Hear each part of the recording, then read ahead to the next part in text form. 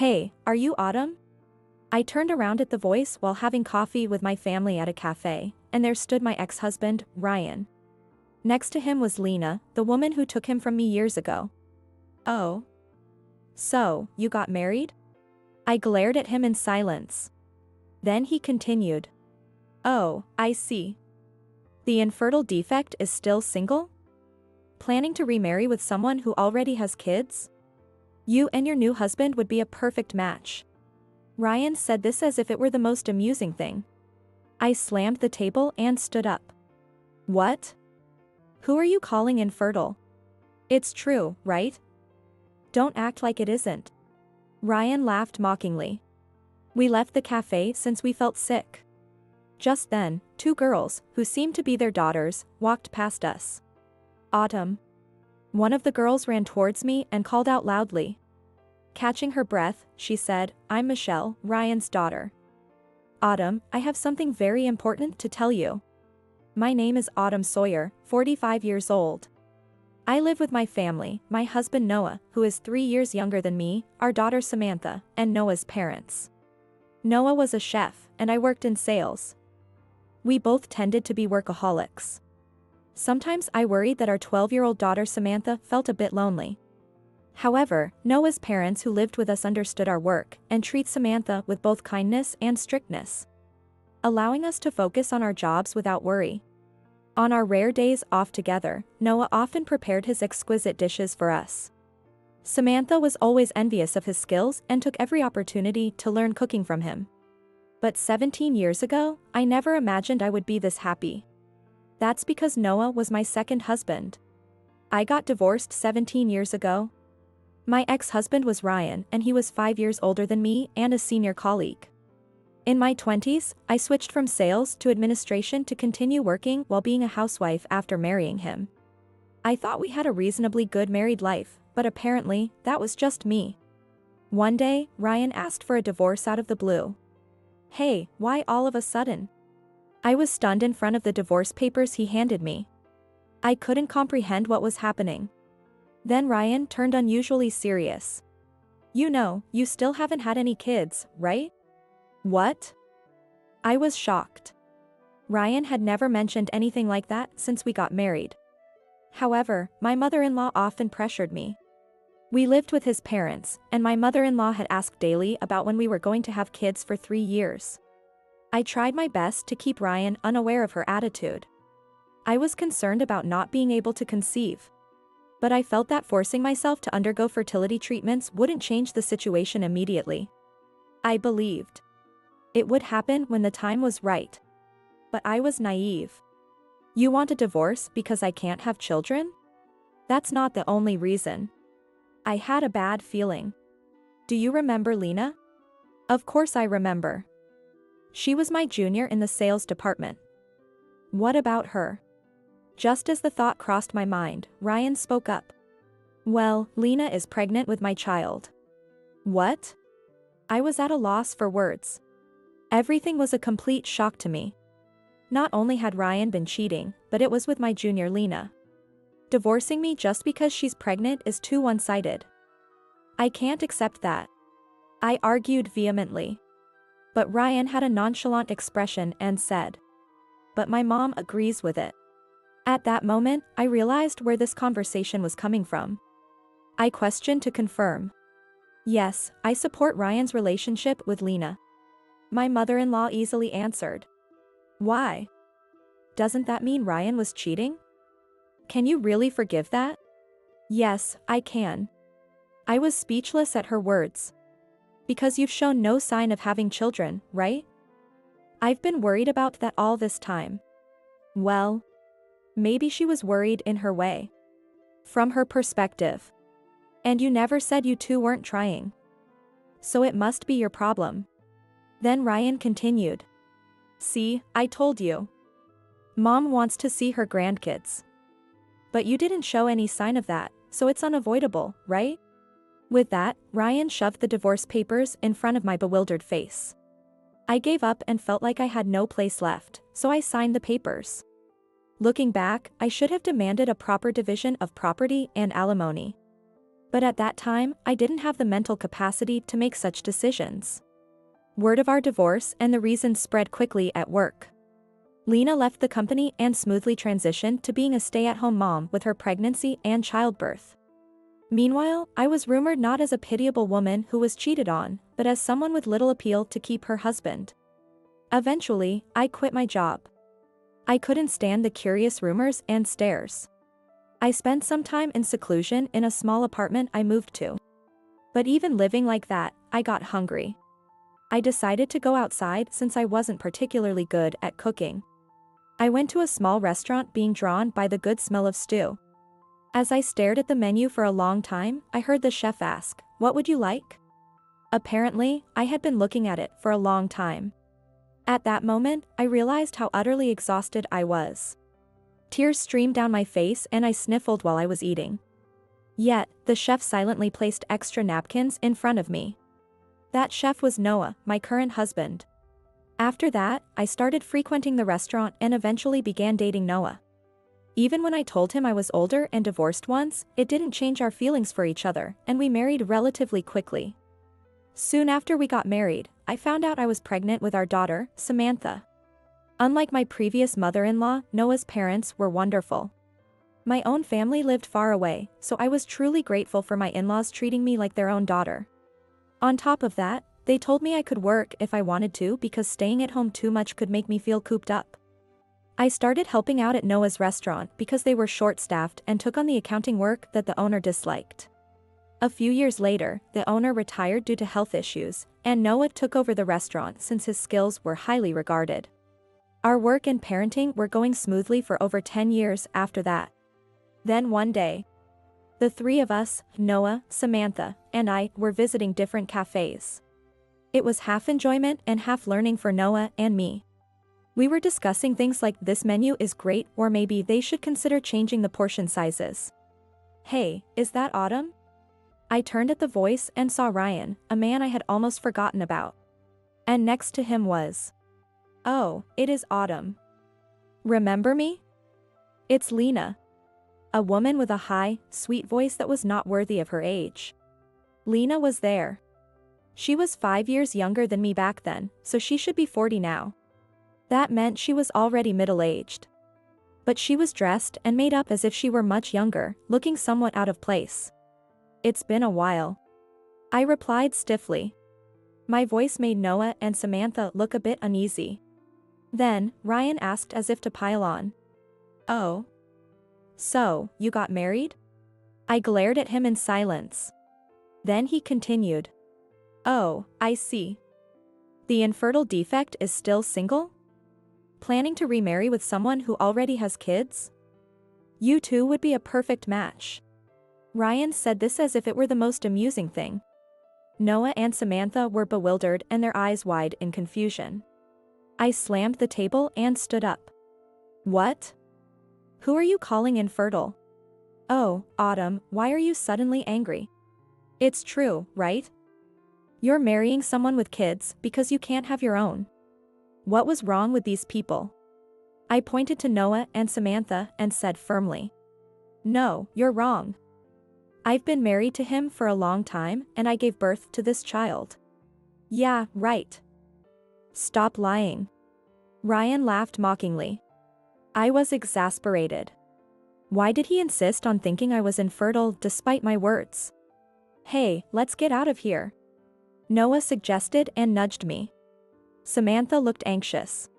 "Yeah, let's go. It's making me feel sick." "Oh, so this table is free then? Hey, come over here." A high school-aged girl approached with a slightly sullen expression from the entrance. "Ah, I see, this girl must be the child Lena was pregnant with then," I thought as I walked past her. "Let's forget about this place and move on to the next cafe. Yes, let's finally enjoy some coffee in peace." We checked the map. Then, Autumn. The girl from earlier ran towards me and called out loudly. Catching her breath, she said, "I'm Michelle, Ryan's daughter. Autumn, I have something very important to tell you." And that was the first step that changed our fate. 6 months later, I found myself visiting a certain building. My destination was a company on an upper floor. Excuse me, I'm Autumn Sawyer, here to meet with Sam today. Thank you for waiting. Ms. Sawyer.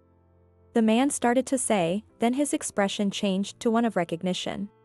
Are you, by any chance, Ms. Nelson? Sam called me by my maiden name. Yes, this was the company I used to work for. Yes, it's been a while, Sam. I smiled at my former boss. So, you're opening a store in the downstairs tenant space? Yes, that's right. It's my store. Oh. I can't believe it. Sam exaggerated his surprise a bit. I'm sorry about back then. I couldn't do anything to help. You were in a different department at the time, Sam. I don't think you could have stopped the rumors. Yes, you're right. But I still feel bad for what you went through. I was his boss, after all. Just then, Ryan returned from his sales rounds and entered the floor. What are you doing here? Did you come because you ran into me the other day? I silently watched Ryan still making casual remarks in a place like this. Did he realize his boss was nearby? Don't tell me you're thinking about getting back together now? What are you talking about? Sam admonished Ryan. Only then did Ryan seem to realize I was with his boss. He quickly apologized to his boss. Autumn is here for a business meeting today. A business meeting? I addressed Ryan, who was in surprise. You know that the tenant space on the first floor has been vacant for a while, right? Ah, I think so. My store is moving in there. Ryan looked puzzled. Wait a minute. Isn't that space supposed to be for a famous coffee chain? Yes, that's right, thanks to everyone. Sam looked pleased and added. Yes, everyone was excited about that store moving in. So, you joined the sales team of that chain? No. I paused before continuing. It's my store. Ryan looked even more confused. Hey, Ryan, I thought I told you that the owner of the coffee chain, Autumn, was coming today? Owner? Ryan looked back and forth between Sam and me and sweat forming on his forehead. Ryan, today is about discussing business. Make sure you're not rude. I'm sorry for any inconvenience, Autumn. No problem. Today, I wanted to give everyone at this company a taste of our coffee. As soon as I said that, the entire floor reacted with excitement. Wait, are you saying you're treating us to coffee of that famous store? Young office ladies were quick to react in moments like this. Yes, that's right.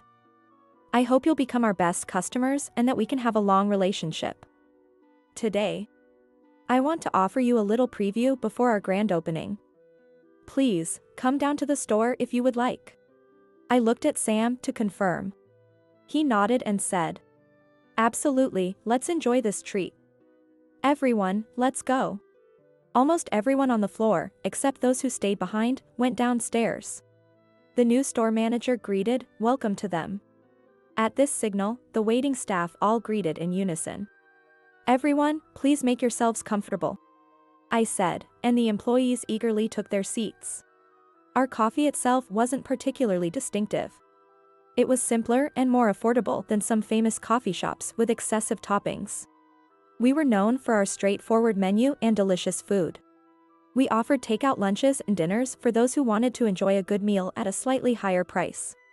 The first store with this concept became very popular.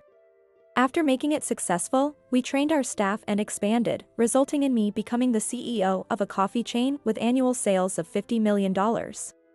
Why don't you sit here? I invited Sam and Ryan to a table slightly apart from the others.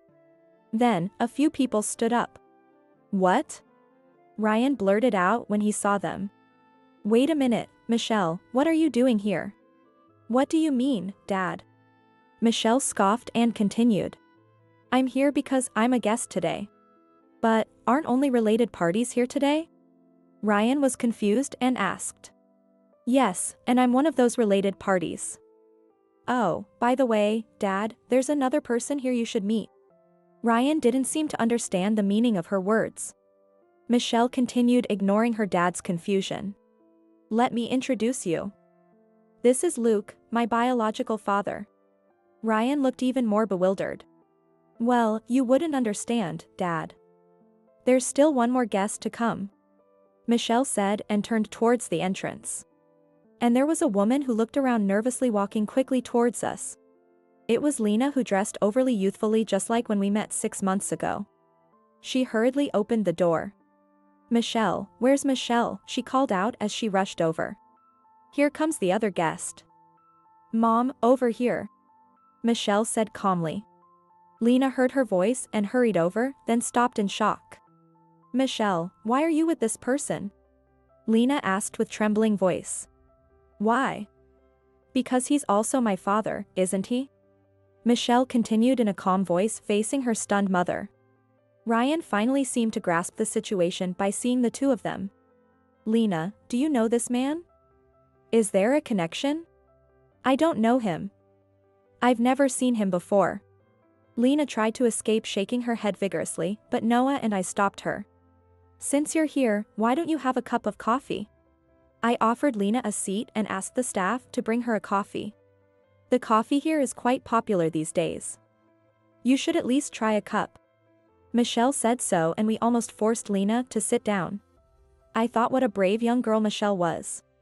I had heard she was only 16. That day, Michelle had chased after us to consult with us. She told us that she had heard I was once married to her father. At another cafe where we sat down, Michelle shared her concern.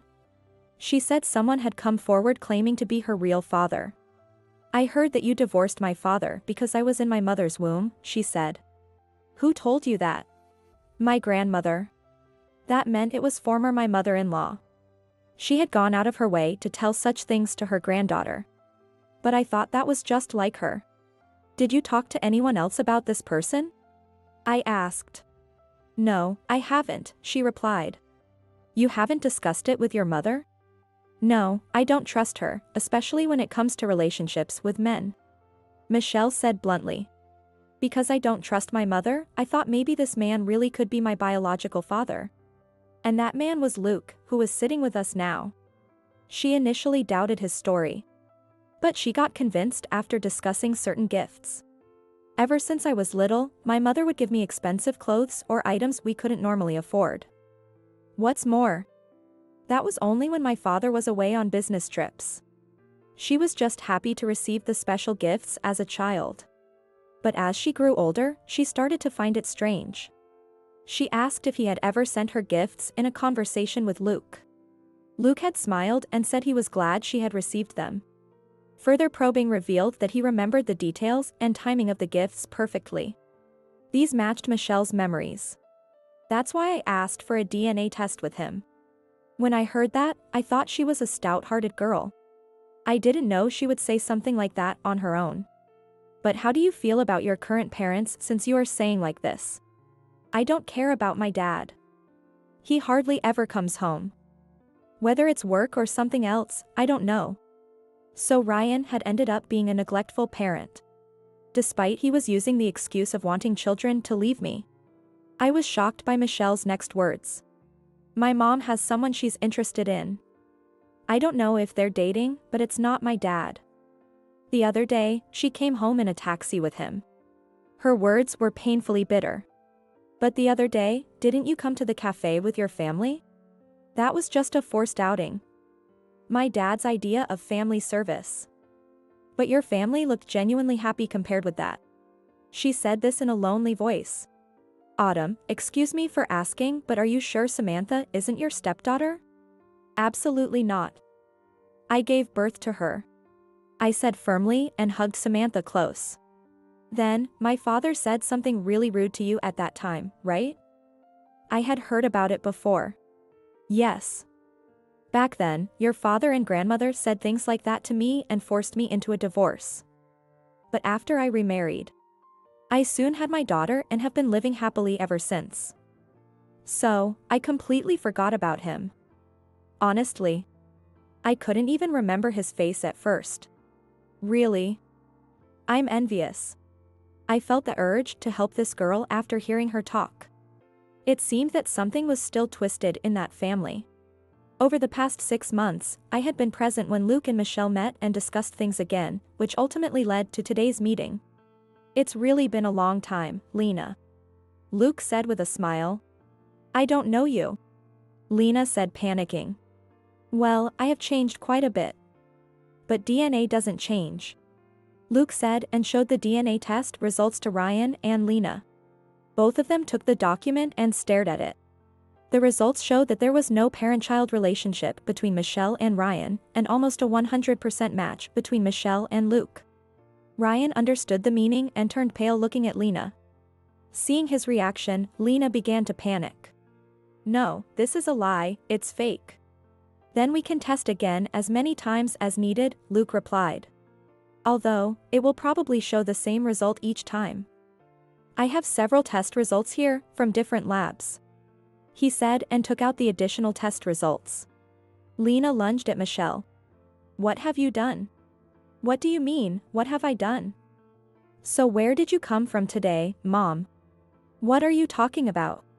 Michelle took out her phone from her bag, tapped something on it, and showed the screen to Lena.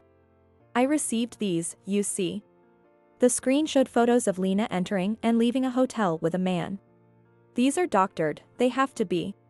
No, they are not. Luke said. How can you say that? I want to take my daughter away from you. You can't do that. Lena shouted. Yes, I can so that if this parent-child relationship is established. And Ryan, can you handle the fact that Lena has been deceiving you all along? Ryan was speechless. Deceiving? The surrounding office ladies started whispering to each other by that reveal. I had called the company employees here specifically so they could hear this commotion. Sam came over and tried to quiet the office ladies. Ryan, what's going on here? I don't know. I'd like to know myself. Ryan said, sweating. But you left Autumn for your current wife years ago, and now there's trouble in your household again, right? That's not very promising for a senior management candidate. What do you mean? Ryan got panicked and looked around frantically. Then suddenly. Stop it. Don't look at me, he shouted. But actually, no one was staring directly at him. Everyone was just subtly glancing at each other. But it seemed that those gazes felt like sharp daggers to Ryan. What's going on? What should I do? Lena saw her suddenly flustered husband and grew more agitated. Now, please come in. It's your turn. Luke signaled, and a man from a nearby table approached. This is my lawyer. I'm prepared to contest for the recognition and custody of my daughter. Is it okay? Ryan was at a loss for words and froze. Luke continued to pressure him. Is something wrong? You've been raising another man's child all this time. Doesn't that bother you? Well, it does bother me, but, my mother, she wants a grandchild. Oh, I see. I inadvertently voiced out. You've always been weak when it comes to your mother, haven't you? The whispers around us grew louder. I could hear the office ladies murmuring about Ryan being a mama's boy. Michelle, you won't betray me since I'm your father, will you? Ryan asked frantically, but Michelle tilted her head. Honestly, it doesn't matter to me. Ryan looked deeply shocked by her words. He might have loved his daughter in his own way. But her words struck him hard. You've always been too insensitive, Dad. Not just about Mom, but about me too. What do you mean? I've been meeting with my other father for over 6 months. You didn't know anything about it. I knew you didn't care much about me because you were busy with work. But how could you not notice Mom's affair? What were you working so hard for? Sweat began to drip from Ryan's forehead down his cheeks. Wait, you said too much, Michelle. Luke intervened. But I get it. If I disappeared, you'd be running around for Grandma, not for me. You always say, oh, you did well in school. Grandma will be so happy, or you're smart because of our genes, ignoring everything on Mom's side. Lena looked away from her daughter. So, Dad only wanted kids for Grandma's sake, right? Is that true? Ryan couldn't respond. Michelle looked sad and said to Luke. See, that's the kind of person he is. At that moment. Michelle. What are you saying? Your father works hard for us every day. And you're betraying him without a second thought. You didn't even notice, did you, Mom? Well, of course not. Since you were often not home when I got home. And when I mentioned it, Luke helped confirm it. Confirm? Yes, the lawyer replied. We conducted a thorough investigation into your infidelity at Luke's request. We have solid evidence from a private investigator. The photos you saw were just a part of it. Oh, what a mess. Sam sighed and watched the unfolding drama. To think all this would come out at once. Ryan, you were good at your job, but you couldn't keep your family together. No, but it's not entirely my fault. Ryan's words grew weaker. Luke pressed further. So, what will you do? As I said, we're ready to fight. Ryan mumbled something and then suddenly collapsed. Call an ambulance. Call an ambulance. The scene erupted into chaos. It seemed Ryan's mind couldn't handle the sudden onslaught of revelations. Well, there's nothing we can do now. Let's discuss this matter later, Luke said. Then, Lena suddenly turned to Luke and snapped. Wow, you've really come up in the world, being able to afford lawyers and private investigators. Quite different from then. Yes, that's true. Luke replied matter-of-factly. After I got rid of a money-draining pest like you, my finances, my work, and even my life improved. I even found a wonderful wife. Lena slumped her shoulders in defeat by his remark. Sorry for the disturbance. Please enjoy your time, I said to the office ladies who were watching us with keen interest. Not long after, Ryan and Lena divorced. The main reason was that Ryan's mother was furious with Lena. There were two reasons for her anger. One was, of course, the fact that Lena had been deceiving Ryan. The other was that it was discovered that Ryan was infertile. The fact that Ryan had never checked this himself also fueled his mother's anger. However, his mother aged rapidly when the dust settled. She even started showing signs of dementia. It was clear she would need care. Ryan had caused turmoil in his family again, so he was demoted to a less important position due to his poor management skills. Sam told me. Frankly, that position was probably the best one for Ryan to handle given his condition.